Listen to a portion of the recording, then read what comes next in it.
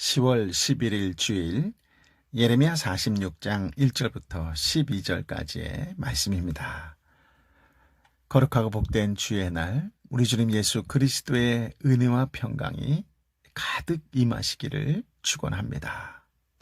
하나님은 유다의 하나님뿐만 아니라 온 세상의 하나님이십니다. 죄로 물든 세상을 구원하시려는 하나님은 지금도 온 세상을 향해 말씀하십니다. 예레미야 46장부터 51장까지는 이방 나라들을 향한 하나님의 심판 말씀이 이어집니다.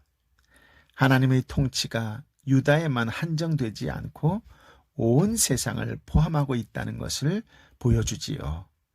46장의 이집트 멸망으로 시작하여 47장 블레셋, 48장 모압, 49장에는 암몬, 헤스본, 에돔, 다메섹, 게달, 하솔, 50장에서는 바벨론이 멸망할 것이라는 예언으로 이어집니다.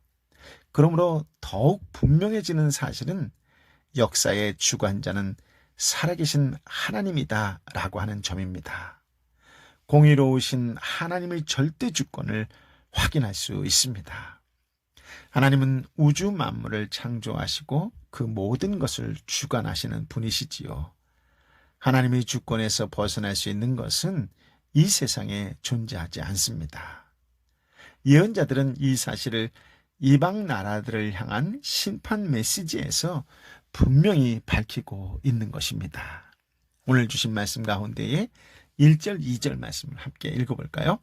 민족들에 대해 여호와의 말씀이 예언자 예레미야에게 임했습니다. 이집트에 대한 말씀입니다.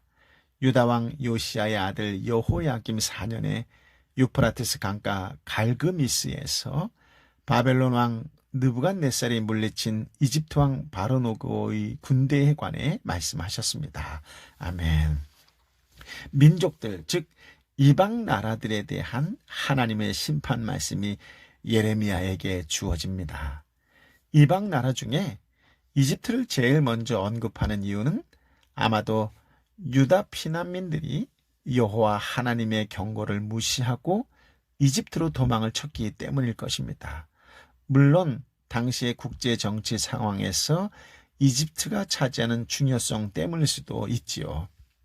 오늘 본문은 유프라데 강가 갈그미스라는 곳에서 이집트와 바벨론 사이에 전쟁이 일어났는데 이집트가 패하게 될 것이라는 예언입니다. 갈그미스 전투 이후 바벨론은 고대 근동의 맹주가 되었으며 이스라엘에 대한 이집트의 영향력은 감소되어 바벨론과 비교가 안 될 정도로 축소되었습니다. 안타까운 점은 이 예언의 말씀을 2절에 보면 유다의 여호야김 왕 4년에 주어졌다라고 하지요.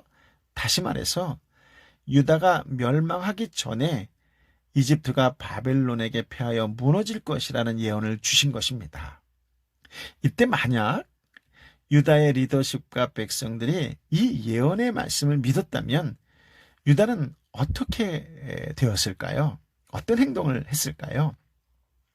최소한 이집트로 가겠다고 고집을 부리지는 않았을 것입니다. 그러므로 불신과 또 불순종이 얼마나 무서운 것인지를 새삼 깨닫게 됩니다. 오늘을 사는 성도가 날마다 주시는 말씀을 통하여 하나님의 계획과 뜻을 깨닫지 못하고 하나님의 마음을 헤아리지 못한다면 우리도 그들의 길을 따라가는 꼴이 될 것입니다. 그러므로 그 어느 때보다도 하나님의 뜻을 분별할 수 있는 지혜의 영이 저와 여러분에게 임하시길 예수님의 이름으로 축복합니다. 아멘. 3절, 4절 말씀인데요. 크고 작은 방패를 준비해 전쟁에 나가라. 기병들아, 말에 안장을 채우고 올라타라. 투구를 쓰고서 너희의 위치를 지키라. 창을 갈고 갑옷을 입어라. 말씀만 보면 누구가 하는 말인지 잘 모르겠지요. 그러나 뒤에 문장을 계속해서 읽으면 이집트 왕 바로누가가 군사들에게 하는 말이라는 것을 알 수 있습니다. 즉 이집트 왕 바로누가가 군사들에게 크고 작은 방패를 준비해 전쟁에 나가 싸우라 라고 명령합니다. 기병들은 출병 준비를 채비하고 투구를 쓰고 창을 갈고 갑옷을 입는 등 바벨론과의 전투를 철저히 준비하라고 명령하는 것입니다. 이집트 군대의 특징 가운데 하나가 있다면 그것은 기마병이 강했다라고 하는 것입니다. 한마디로 천하무적이었다는 것이죠. 이집트는 자신들의 군사력을 믿었기 때문에 바벨론을 두려워하지 않았고 전쟁에서 패할 것이라고는 상상도 하지 않았을 것입니다. 세상의 이치가 딱 이렇습니다. 무슨 말이냐면 세상은 강자가 승리한다 그렇게 생각하지요. 그래서 많은 사람들은 강자가 되고 싶어 합니다. 자신을 강한 자로 만들어주는 힘이 되는 돈과 권력에 집중하지요. 마음을 그곳에 쏟아붓습니다. 하지만 하나님의 법칙 안에서 생각하면 세상의 이치는 의미가 없습니다. 물론 약자가 승리한다는 것도 아닙니다. 분명한 것은 이방인에 대한 예언에서 생각할 수 있는 것은 세상에서의 승리는 진정한 승리가 아니라는 것이지요. 이집트에 대한 예언은 유다의 멸망 이전에 주어졌다고 했잖아요. 그렇다면 하나님께서 무슨 이유로 유다의 멸망 이전에 유다가 강대국으로 여기며 부러워했던 유다 주변의 모든 이방 나라의 멸망을 예언하셨을까요? 한번 생각해 보십시오. 그것은 이방 나라가 지금 누리고 있는 그 부와 힘을 부러움의 대상으로 삼지 말라 그런 뜻입니다. 한마디로 부러워하지 말라라고 하는 것이지요. 유다가 지금 부러워하는 이방의 그러한 부와 힘은 하나님에 의해서 결국 무너지고 사라질 것에 지나지 않는다라고 하는 것을 가르쳐 주기 위해서입니다. 이방의 부와 힘을 무너뜨릴 수 있는 분이 하나님이십니다. 그렇다면 하나님은 부와 힘을 또 주실 수도 있는 분 아니겠어요? 그런데 만약 당신의 백성에게 부와 힘을 주시지 않는다면 그것은 눈에 보이는 그 부와 힘보다 더 가치 있고 존귀한 것이 있는데 그것을 주시기 위해서다라고 하는 말씀이에요. 그러므로 유다는 그러한 하나님의 뜻을 알아야 한다라고 하는 것이지요. 하나님의 뜻 안에서 세상의 눈에 보이는 것보다 더 가치 있고 존귀한 것을 추구하며 살아야 한다라고 하는 것입니다. 만약 그렇게 살아간다고 한다면 하나님께서 정말 원하시고 기뻐하시는 그런 백성들이다라고 하는 것이지요. 하지만 유다는 하나님의 예언을 무시했습니다.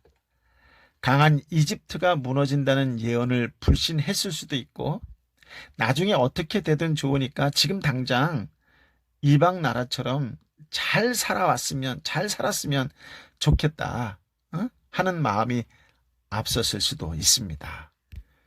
그렇기 때문에 유다가 무너졌을 때 유다의 남은 자들이 이집트로 피신해서 그들의 우상을 섬긴 것입니다.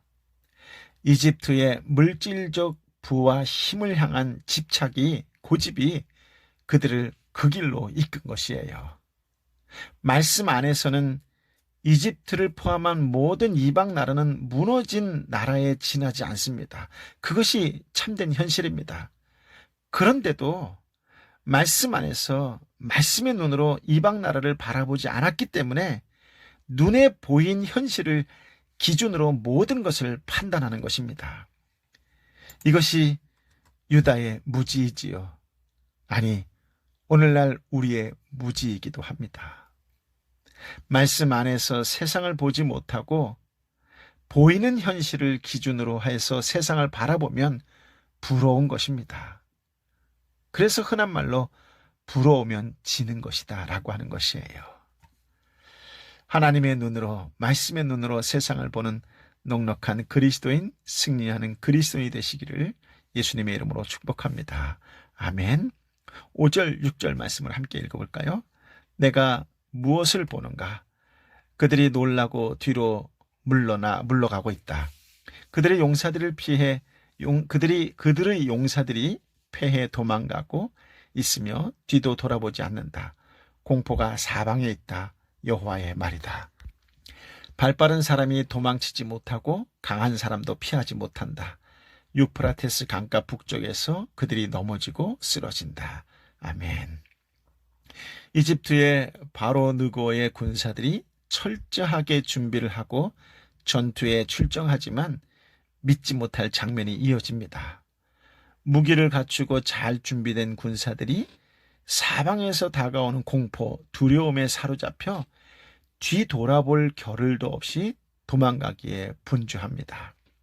황급히 도망하지만 대적의 칼에서 벗어나지 못하고 유프라테스 강가 갈그미스에서 넘어지고 쓰러집니다. 철저하게 준비한 최강의 군사력이 무색할 정도로 어이없이 수치스러운 패배를 당합니다. 그렇습니다. 이처럼 세상의 일은 우리의 준비와 자신감으로 되지 않고 다만 하나님의 뜻대로만 된다는 것이지요.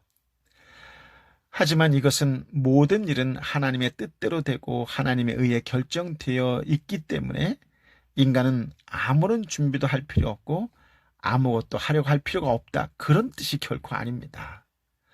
하나님께서 이집트를 무너지게 하시는 것은 모든 것은 내 뜻대로 되니까 너희는 아무것도 하지 말라. 그러한 뜻이 아니라 세상의 부와 힘을 구하는 일에 뜻을 두지 말라. 그런 뜻입니다. 유다를 지키는 것은 세상의 부와 힘이 아니라 하나님이시기 때문입니다. 성도가 말씀 안에서 잊지 말아야 할 것은 세상이 추구하는 부와 힘은 결코 영원할 수 없다는 것이지요. 이것을 잊지 않는다면 하나님은 당신의 백성을 위해 세상의 부와 힘을 주시는 것이 아니라 참된 생명이신 예수 그리스도를 주시며 그것이 하나님의 크신 사랑임을 알게 할 것입니다. 이것을 아는 성도가 예수 그리스도로 인해 부요해지고 예수 그리스도로 만족할 수 있습니다. 아멘. 아멘. 7절부터 10절까지의 말씀인데요. 함께 읽어볼까요? 나일강처럼 일어나는 이 사람이 누구인가? 물을 물결치게 하는 강물처럼 일어나는 이 사람이 누구인가? 이집트가 나일강처럼 일어나고 이집트가 물을 물결치게 하는 강들과 같다. 이집트가 말한다. 내가 일어나 세상을 덮을 것이다. 내가 성읍들과 그곳에 사는 사람들을 멸망시킬 것이다. 말들아 달리라. 전차들아 진격하라. 용사들아 나가라.